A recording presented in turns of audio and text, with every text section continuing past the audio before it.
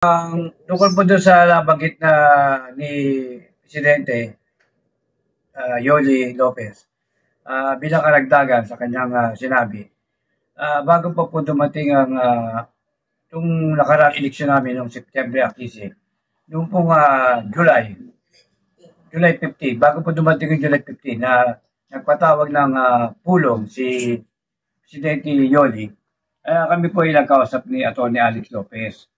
At nabanggit nga po niya na siya po ay hindi nakakandidato bilang mayor ng City of Manila. So, ang sabi nga namin, meron kaming dinadalang na gusto kong kandidato sa Luzon na Maynila. Yun nga po si Mara Tamundo. Ito nga po yung bago dumating ang eleksyon, yung September 15, kami po ay muli nagkausap. Naitanong ko nga po sa kanya, kung siya pa rin ang chairman ng Partido Federal ng Pilipinas dito sa Luzon ng Maynila. Ang sabi po niya sa akin, ay siya ay on leave. At ang pamamalakad ng Partido Federal ng Pilipinas ay diniligate niya kay Gary Capulong. Yun ang sabi sa akin. So, parang lumalabas yun sa aking palagay, parang bakante ang chairmanship ng Partido Federal ng Pilipinas sa Maynila. Inang po ang dahilan. At ganun naman, at tungkol din doon sa paglilinaw din sa sinasabing kami ay fake at kami scammer, hindi po totoo yan. Dahil ang ginawa po namin eleksyon noong nakarang September 15 ay dumaan po sa proseso. At ito po ay batay sa konstitusyon at sa ligang batas ng Partido Federal ng Pilipinas. Kaya sa akin palagay, wala kami nilalabag na batas ng partido. Yun ang po masasabi. Kaya doon sa mga nasabing scammer kami, lumantad kayo. Huwag kayong magtago. Kami nakalantad, kilala nyo kami. Ba't kayo? Tatago kayo. Ayun yung lumantad. Na sinasabi nyo kami, scammer, lalo ka na. Calvin Hobbes, sino ka ba? Para kami paratangan.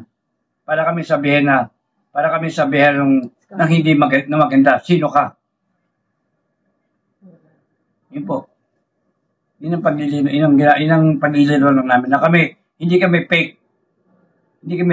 Totoo kami na at lehitimo kaming membro ng Partido Federal ng Pilipinas. At totoo pa yan. Ako po nanumpa mismo sa bailiff. Kasama ko si Atty. Alex Lopez, Atty. Lanchon, Dr. Hilda Peralta, at nandun din yung sasabi nilang Seggen na si Chiqui Ocampo, at yung sasabing na self-proclaim na si Gary Capulong na Pangulo ng Partido Federal ng Pilipinas. Manila Chapter.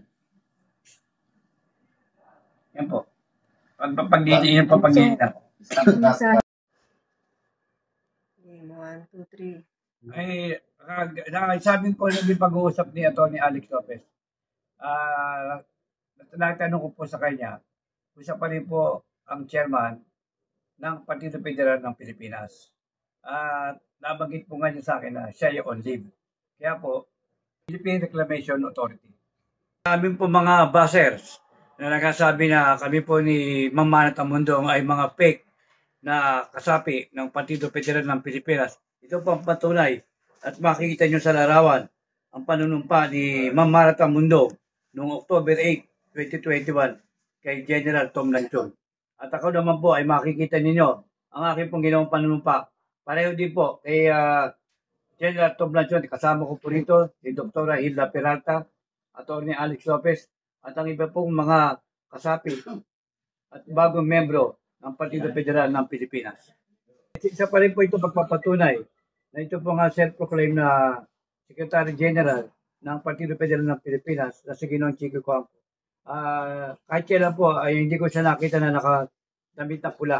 At ito po katunayan na siya, kasama po siya ni dating Vice President Leni Robredo na tumakbong presidente.